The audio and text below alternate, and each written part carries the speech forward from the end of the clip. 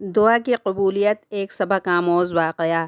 آج کل ہر دوسرا شخص یہ کہتا نظر آ رہا ہے کہ ہماری دعائیں قبول نہیں ہوتیں، اس لیے دعا کرنے سے پہلے کوئی نیک عمل ضرور کیجیے، مثلا صدقہ و خیرات کیجیے، کسی بھوکے کو کھانا کھلا دیجیے یا نفل نماز اور روزوں کا اہتمام کیجیے، اور اگر خدا نخواستہ کسی مصیبت میں گرفتار ہو جائیں تو اپنے اعمال کا واسطہ دے کر دعا کیجیے جو آپ نے پورے اخلاص کے ساتھ صرف اللہ کے لیے ہی کیے ہوں۔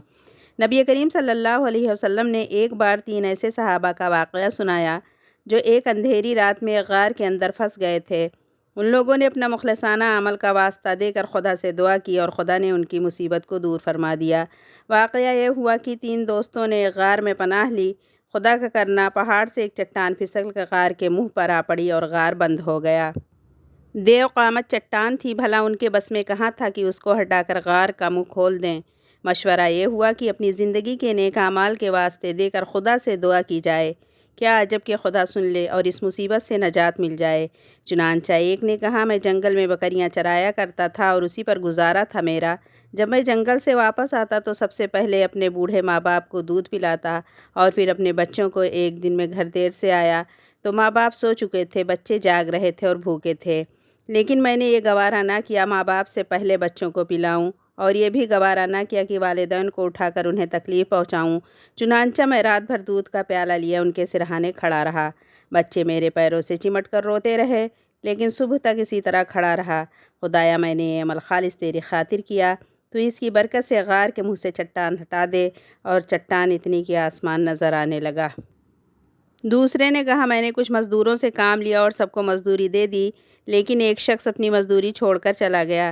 کچھ عرصے بعد جب وہ مزدوری لینے آیا تو میں نے اس سے کہا کہ یہ گائے، بکریاں اور یہ نوکر چاکر سب تمہارے لیے ہیں، لے جاؤ۔ وہ بولا، خدا کے لیے مذاق نہ کرو۔ میں نے کہا، مذاق نہیں، واقعی یہ سب کچھ تمہارا ہے۔ تم جو رقم چھوڑ کر گئے تھے میں نے اس کو کاروبار میں لگایا، خدا نے اس میں برکت دی، اور جو کچھ تم دیکھ رہے ہو سب اسی سے حاصل ہوا ہے۔ یہ تم اطمینان کے ساتھ لے جاؤ، سب کچھ تمہارا ہے۔ وہ شخص سب کچھ لے کر چلا گیا۔ خدایا، میں نے محض تیری رضا کے لیے کیا، تو اس کی برکت سے غار کے منہ سے چٹان دور فرما دے۔ خدا کے کرم سے چٹان ہٹ گئی۔ تیسرے نے کہا، میری ایک چچا زاد بہن تھی جس سے مجھ کو غیر معمولی محبت ہو گئی تھی۔ اس نے کچھ رقم مانگی، میں نے مہیا کر دی، لیکن جب میں اپنی ضرورت پوری کرنے کے لیے اس کے پاس بیٹھا تو اس نے کہا، خدا سے ڈرو، اس کام سے باز رہو۔ میں پورا اٹھ گیا اور میں نے وہ رقم بھی اس کو بخش دی۔ اے خدا، تو خوب جانتا ہے کہ میں نے یہ سب محض تیری خوشنودی کے لیے کیا۔